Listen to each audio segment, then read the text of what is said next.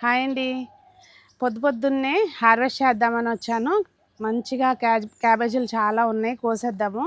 ఇగోండి చూసారా, ఇవన్నీ ఎప్పటికప్పుడు ఇప్పుడు ఇది హార్వెస్ట్ చేసామనుకోండి, మళ్ళీ ఒక 10-15 రోజుల్లో ఇవి వచ్చేటట్టుగా సెకండ్ లాట్ కూడా ఉన్నాయన్నమాట. ఇంక ఇవి అయిపోతే ఏమనుకుంటున్నాను నేనైతే, చూద్దాము. చాకు తెచ్చుకోవాలేమో, కట్ చేయను ఒక నిమిషం. ఇగోండి సైడ్ ఇట్లా చాలా పిలకలు వస్తున్నాయి, మరి వస్తాయేమో అన్నట్టుగా జాగ్రత్తగా ఇంతవరకు కట్ చేశాను. ఇంకా ఉన్నాయి, కోద్దాం పదండి. ఇట్లా ఇది ఇంకొక 10 రోజులు ఆగి వస్తుందండి. ఇదిగోండి ఇక్కడ ఇది కూడా అయిపోయింది, రెడీ అయిపోయింది.